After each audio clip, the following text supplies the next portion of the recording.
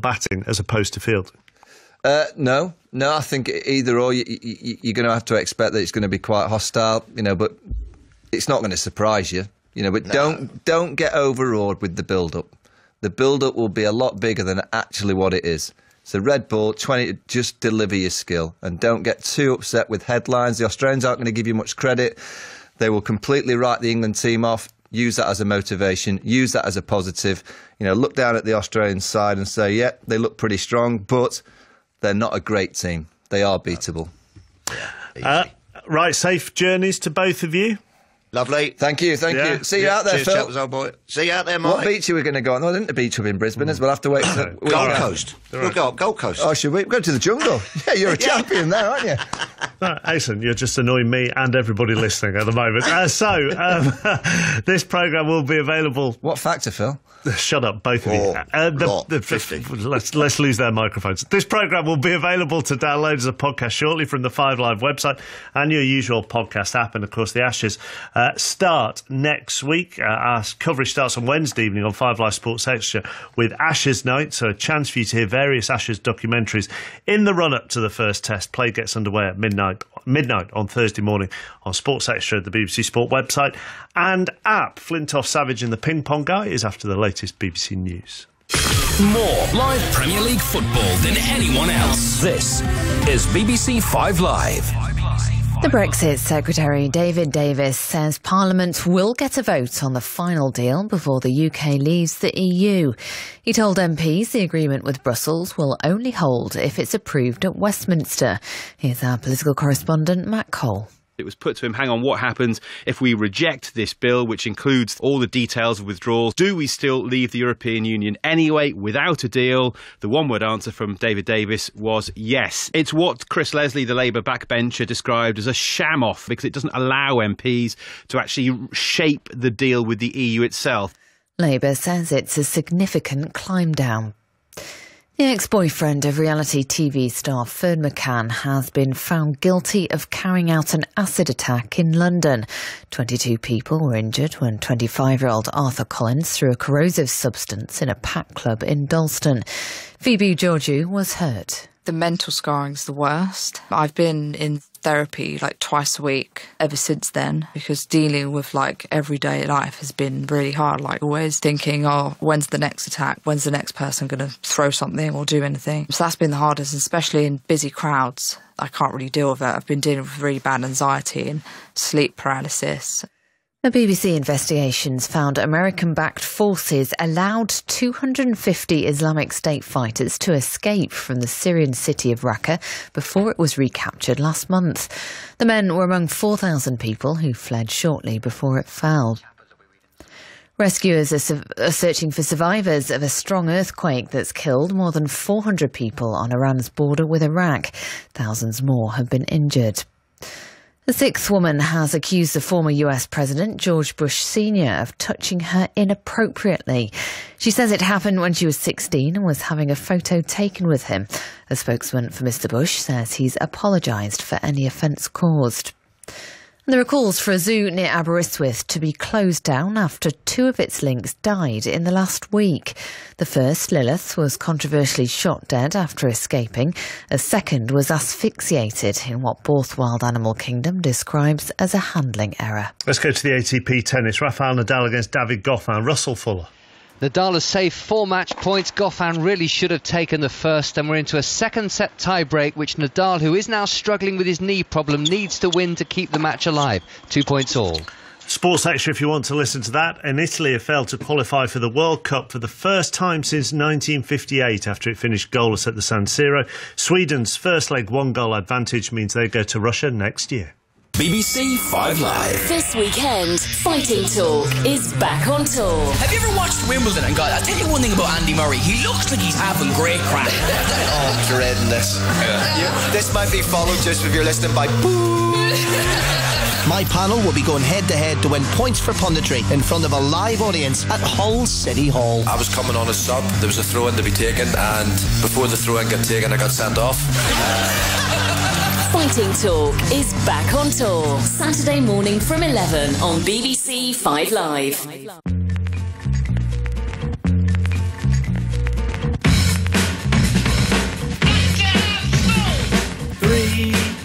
It's a magic number. Yes, it is. It's the magic number. What does it all mean? Hello and welcome to Flintoff, Savage and the Ping Pong Guy. That's me, Matthew Syed. Two meaty topics. First, we're going to talk about the positives and negatives of anger in sport. Then, on the back of Fred bringing up the moon landings last week, we each brought in a conspiracy theory. Use the hashtag FredSavSide to get in touch with future topics. But let's start with topic number one. We've got a few grudge matches coming up. England taking on Australia in the Ashes. Also, Northern Ireland manager Michael O'Neill said after his side's lost to Switzerland after a disgraceful penalty decision that the players must, quote, channel their anger. Patrice Evra banned from club football for 7 months after kicking a fan. So the question we're asking is, do people perform better when motivated by anger, potentially even hatred, or can that actually be damaging? Can that undermine performance? Do you need to be calm? Rob, I'm getting the impression from you, perhaps, that anger might have galvanised you. You played better when you were angry on the pitch, or were you somebody who needed to be calm to think about where you're positioning yourself, how to find your teammates? I was anger for me. Was you an angry player? Yes, very, very angry. In fact, I can't believe that I was not knocked out several times by teammates. I was that angry, that, you know, distraught when we lost if somebody done something bad, because, you know, to captain 4 Premier League sides in your country, I know we have a laugh at a joke, but I was all right, and I like to help, you know, everybody in my side. But I would go onto a pitch at times in the first 5 or 10 minutes. If I'd not done anything, I would go and smash somebody and get a yellow card to get myself angry and to get myself going. Yeah. And if I wasn't getting booed by the opposition fans, the game would have passed me by. So for me, anger, I could control my anger. As we said, 89 yellow cards in my career, only 1 red. That says to me 89 yellow cards in the Premier League, 1 red. That says to me that I could control my anger in a way where not letting my team down. Yeah. So 89 yellow cards. You think what's the odds on 1 red? And that was for 2 yellows, and it was for handball, as we spoke on the previous. And it was a terrible decision. So I could control my anger when needed, but to get myself going, I had to be angry, if that makes any sense whatsoever. Yeah. So, yeah. I was trying to say, come on to Fred in the set, I was the complete opposite.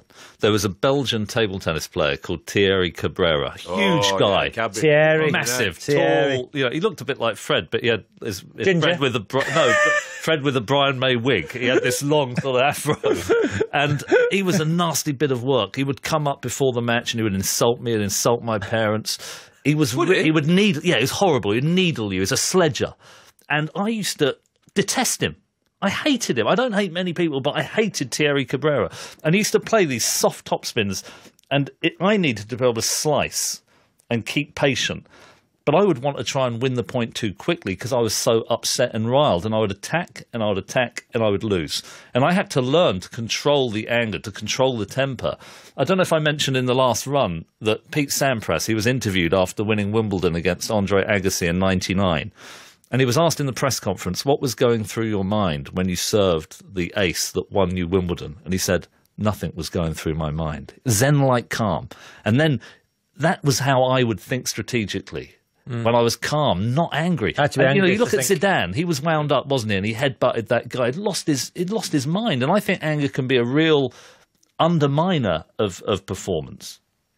I reckon sometimes I got myself purposely angry. Did you? I remember, usually if I was tired or a lack of form, I remember playing against South Africa in, I think, 2002-03, and I used to go out to bat, and I used to shout at all of them. I used to get in first before they got at me and wound them all up. Yeah. But that wasn't really the norm. I was a bit like you. If I got angry, I'd lose a little bit of focus. Yeah. And I used to like seeing other people getting angry against me. And I like to just smile at them and laugh at them being angry. Because I think sometimes you just lose focus. You lose what you're trying to do. And I can relate to what you said about Pete Sampras. The best times, it just happens. Yeah, the zone. You take the opposition out of the equation. It doesn't matter what they're doing. You're just there enjoying it. Yeah. But I used to get angry. Sometimes I was angry, and this sounds terrible, as if I had hangover when I was bowling, I used to get really angry with myself. So I bowl a bit quicker. So sometimes it worked for me, but I wasn't an angry cricketer. I was an angry kid. I was an angry kid in sport. You know, whether it be fighting with my brother if I lost You know, whether it was, I remember getting punched in the nose. I lived in a cul-de-sac. Was he 6 foot away? What are you laughing for? What are you laughing for, Matthew? I'm not saying your nose is actually small, is it? That's true. We should measure up. Like a pickaxe if we stand back to back.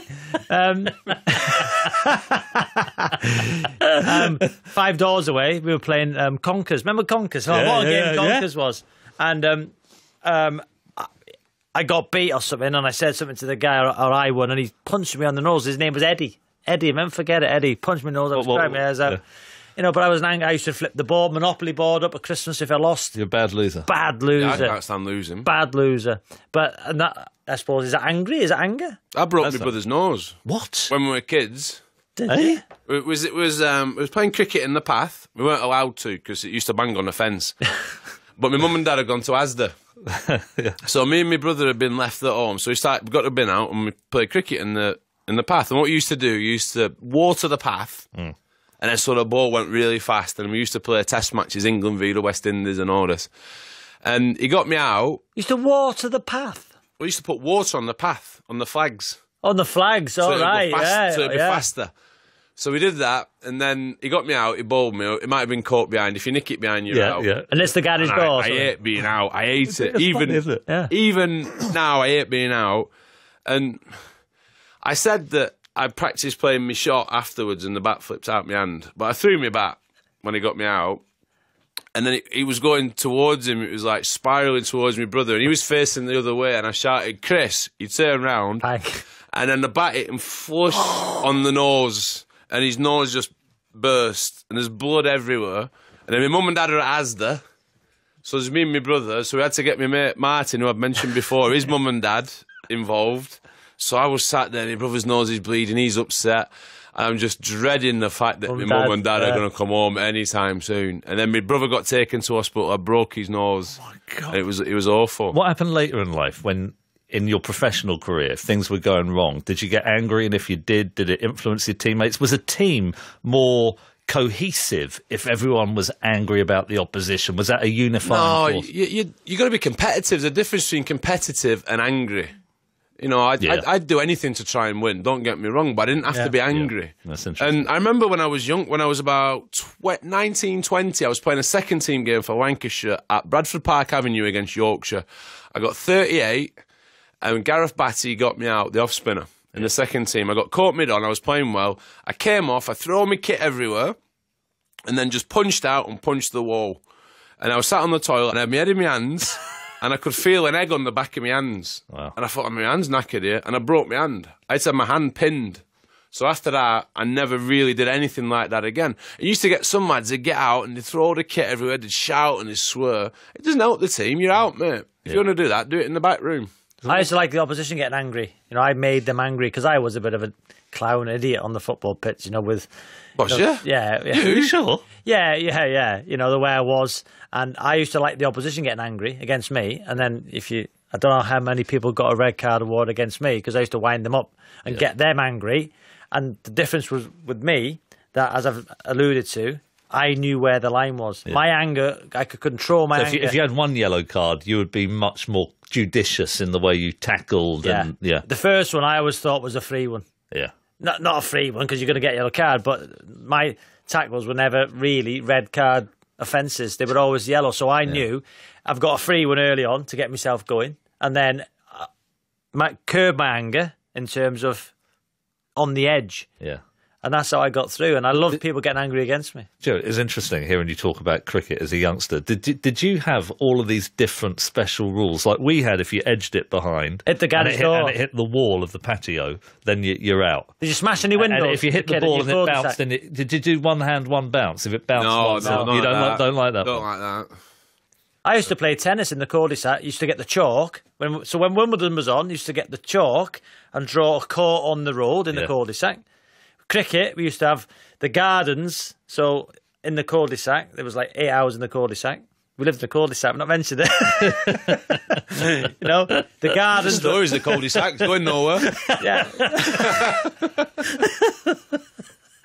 The gardens were out, and there was one guy who lived in the end house. If the ball went in his garden, you had to sneak under the window to get it back because he had good There's always flowers. one person in the street you can't go in. That was at him. There's always one. It was Uncle John. We've got an next door Uncle John. Like he couldn't go in his garden Was if he he did. uncle? But I just called him Uncle John. Why? Do you not find that?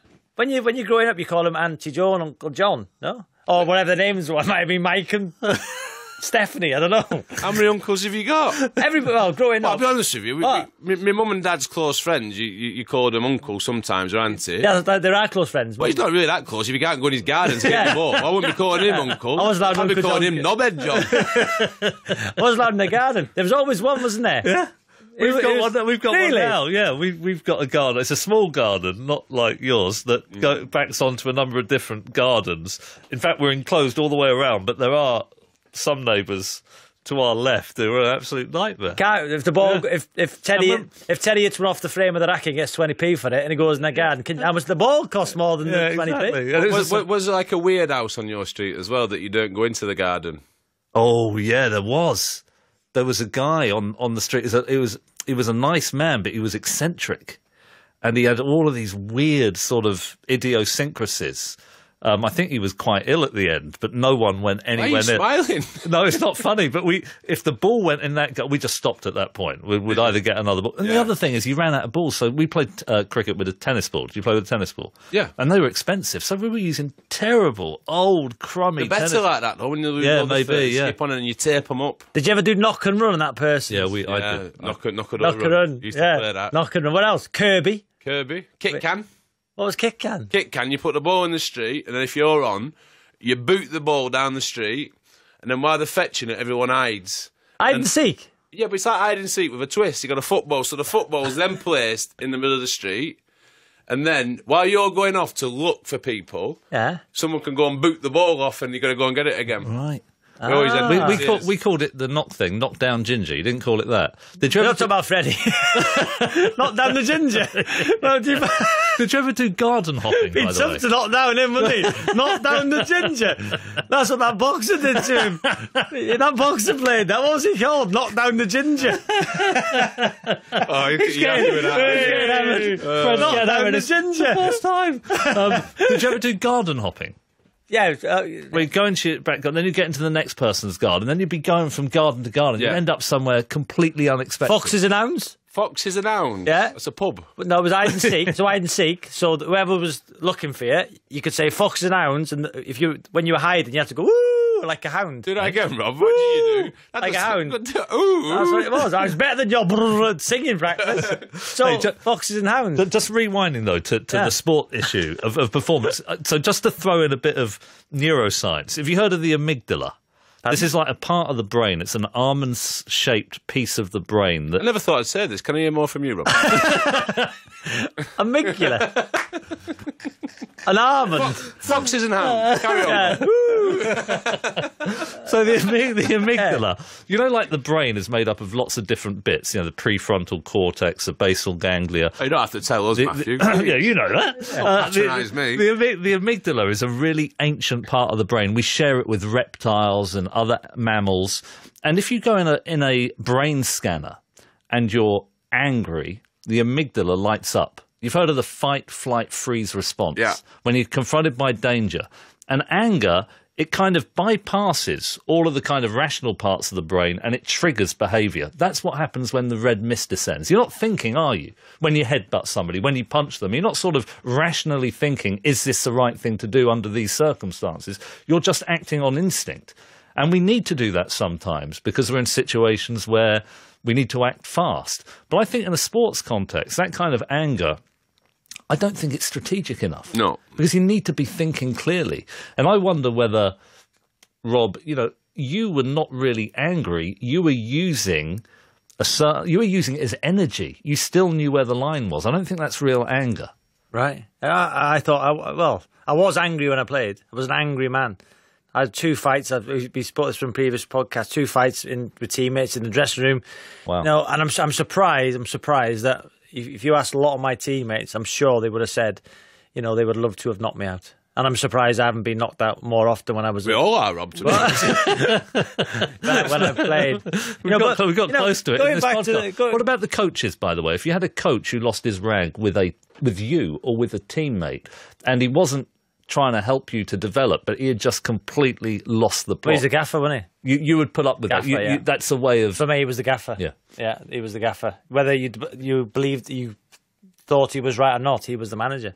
See, what's your take on the coaches, Fred? I don't mind, to be honest. I'd sooner that, because I had a coach who didn't say much. Didn't say out to me. I'd sooner get it out there, lad. Yeah. Let me know what you're thinking, rather than ignoring us. Yeah. And I had coaches, I think I mentioned last week, Bob Simpson let me have it a couple of times. Peter Sleep, it was Aussie, second team coach at Lancashire, used to let everyone have it. Bumble, never die wondering. He'd let you know exactly what he thought. I don't mind that. Would he do it in a way that was frank and fair, or would he do it in a way that went over the line into a real dressing down, like an angry rant? No, frank and fair with Bumble. Yeah. You know, sometimes, but it wouldn't. He'd go off at everyone. He'd shout at everyone in the dress. It was just. I think it was a build-up for him at times. What was on his mind and a release, like we all do. And if you two were coaching first teams, England team, Welsh team. I mean, you're coaching a youth team, of course, with the controller of 5 Live. Very strategic there. But if you were coaching at the elite level, and you're trying to get your guys motivated, Fred, you said on the podcast that motivation is probably, it's not about getting them technically better. They already know how to play. It's about motivation. It's about galvanising them. Would you try and use anger? Would you say these opponents, they've been criticising you in the press, they're nasty pieces of work, they're trying to take your glory, or would you not use that as a way of motivating them? I think motivation for me is, if you're not motivated, you're in the wrong job. I think sometimes something can give you an extra edge. If someone says something, it can give you maybe a little bit more purpose at times. But I think a lot of the time, when the teams I played in, I look back, you spend more time speaking about the opposition than you do about yourselves. Yeah. It's like, let's get yourselves right, get the team the best it can possibly be, get each individual going out onto a field or a pitch feeling the best and most prepared they can be, and then you can take on the opposition. I think we worry too much about the opposition from time to time, rather than actually ourselves as players. I'd be an angry coach. Would you? I would be.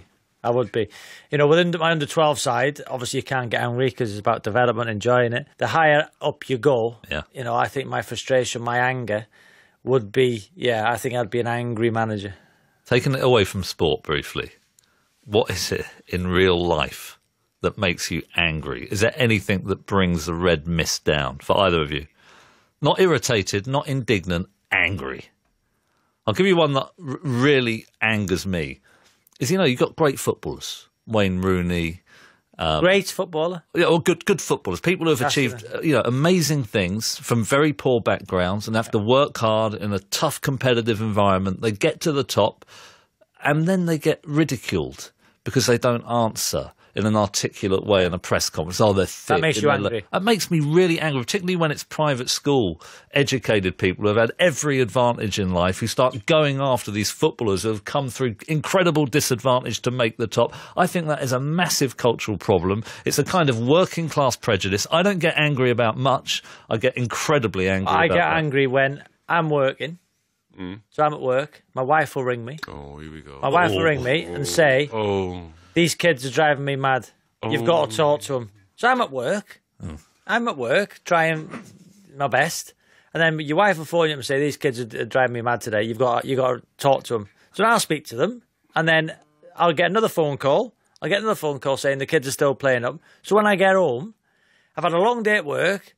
The kids have been answering my wife back, which really winds me up. Yeah. Then you get home and like she's made you worry all day about the kids are playing up at our home. You get home and everything's all right. That really winds me up, makes me angry because the kids are being naughty when I'm not there. Do you know, go on. I love my wife and she does a fantastic job. Yeah, me too. I've never had an argument with her. Never. I mean, that's real life, though. You know, actually, do you know, can I throw this in? That's real life, isn't it? You guys are so honest. You said to me, phone call this week, I need to be a bit more open and honest about my life on the podcast, right? I just said you need to like let go now and again. Okay. Is that fair? Yeah. So what? Yeah, I had an argument with Kathy this week. We don't argue very often at all. And it was just a small thing. Like, we rent out parking spaces on our road. You rent out? You bought a road? We rent them out. We rent them from other. We don't have any parking. You bought a road. We don't have. parking On space. your private Hang on, road no. you own. You bought a road. This is a mistake to bring this up. No, on the road that we live on, our house doesn't have You've not lost your traffic cones, have you? She's not hid them. These are first world problems, these, aren't they? I don't know how you manage. So go on. So where's don't this, have in Richmond? In Richmond. Bloody hell. Cathy, have you been messing around with the bloody traffic codes again? Some bounders parked on our road. Come on, Matthew. Tell us this problem. We have a road. No. We live on the road, but we don't on your have road. A road. An A road. You live on an A road with the traffic on it. Stop it. We don't have a parking space with our house. You got a garage? No. Right. So we rent out 2 parking spaces from a church and 1 from one of our neighbours. And I said to Kathy, there's this block of flats near where we live, and maybe there might be a less expensive parking space to rent out. And then she said, well, why don't you go and knock at all the flats and find out? And I said, well, can't you do it? And then it was, but hang on, you're often away doing speeches and podcasts and all this, and I'm working hard. She has a job, but I'm also looking after. And we got into a real ruck about it. This is like 2 nights ago.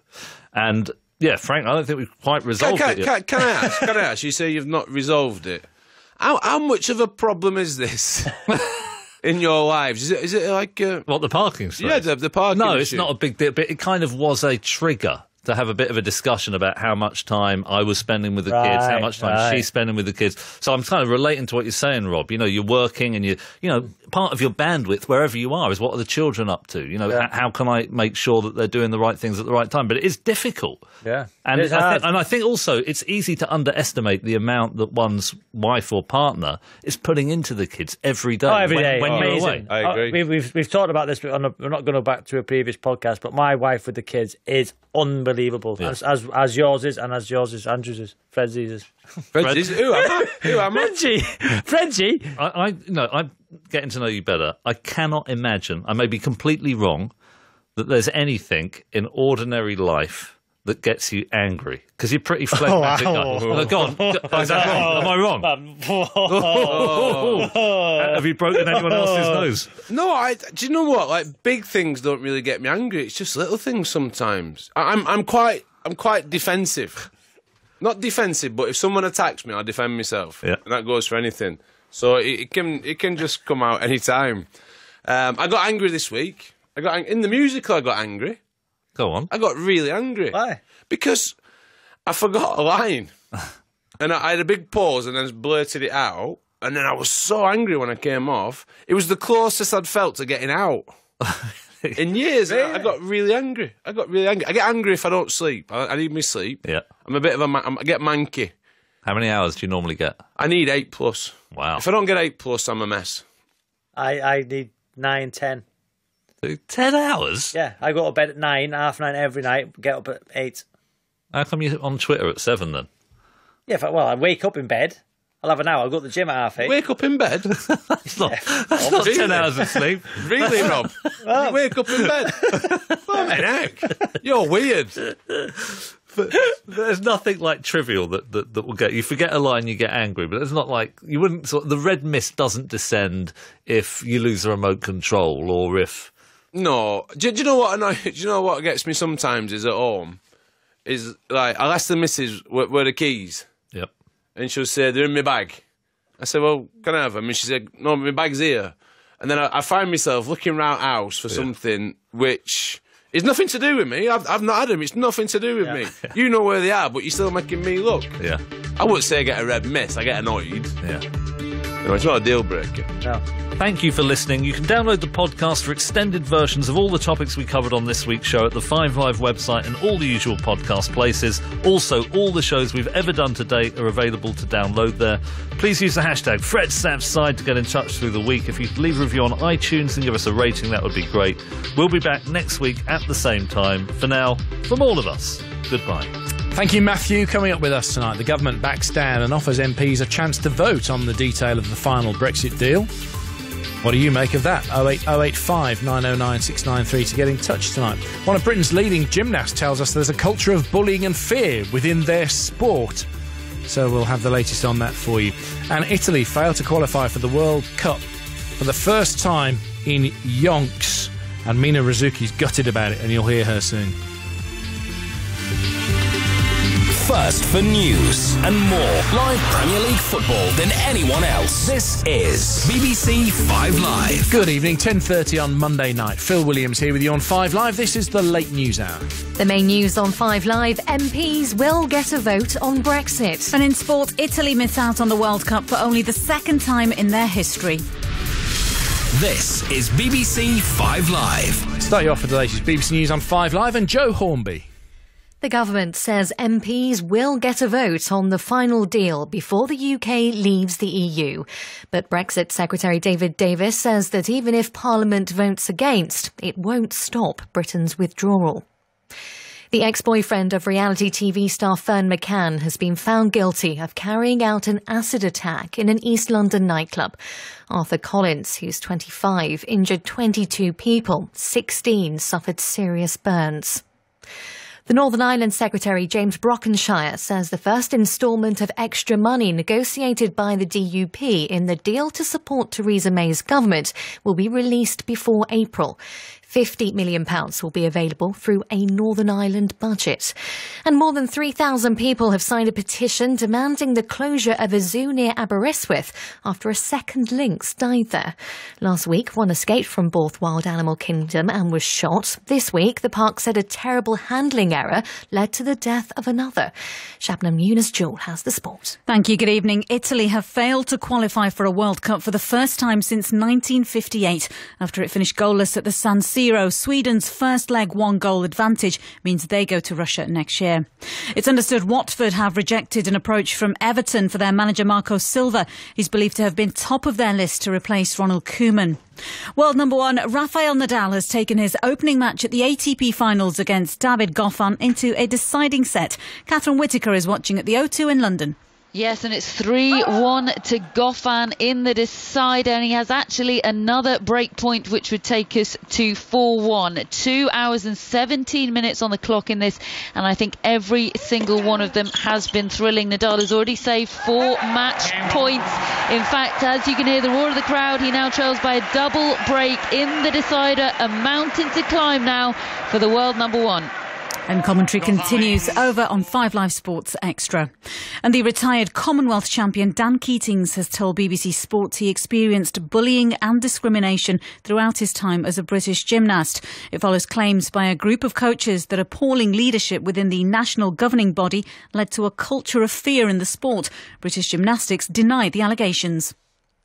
This is BBC 5 Live on digital, online, smartphone and tablet. The weather mainly cloudy tonight with outbreaks of rain and drizzle in the north, gradually sinking southwards overnight. Some clear spells and isolated showers across Scotland later. Generally not as cold. There could be a touch of frost in the south, lows of 5 degrees. The best live sport. The Ashes on 5 Live Sports Extra. Hi, this is Nathan Lyon. Favourite childhood Ashes memory would have to be the Test match in Adelaide after Shane Warne bowled him out and watching Mike Hussey hit the winning runs. He comes in again now. That's short, however, and is pulled mightily by Hussey into the crowd. Who was the most dangerous England player? I think there's a few. You look at the bowlers, you've got Jimmy Anderson, who's world class, and also Stuart Broad. Broad bowls, it's caught! Everyone's buzzing, everyone's been talking about it for 18 months, so the time has come to start playing some good cricket against the Poms. The Ashes, the greatest rivalry in sport, starts next week on 5 Live Sports Extra. This is Phil Williams on BBC Radio 5 Live. 10:33 Monday night. Welcome to the programme. Parliament is to be given a take it or leave it vote on the final Brexit deal before the UK leaves the EU. The Brexit Secretary David Davis said the terms of the UK's exit, such as money, citizens' rights and any transition, must become law via a new Act of Parliament. But the offer of this vote comes with a warning. If MPs do vote against the deal that's on the table, Britain will still leave the EU, just without a deal in place. David Davis said there cannot be any doubt that Parliament will be intimately involved, those were his words, in every stage.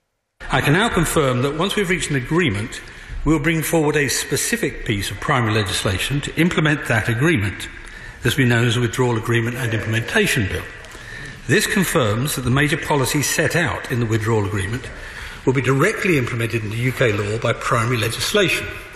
not by secondary legislation under the Withdrawal Bill. This also means that Parliament will be given time to debate, scrutinise and vote